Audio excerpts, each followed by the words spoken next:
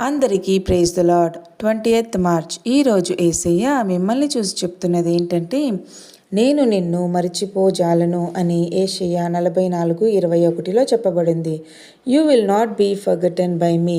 ఇశ్రాయేలు ప్రజలు విగ్రహారాధనలో పడిపోయి దేవుని నుండి దూరమయ్యారు.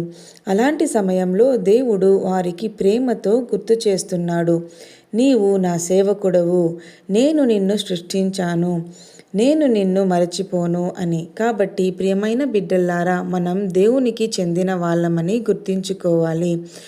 మనం ఆయన చేతిలో సృష్టించబడ్డాము.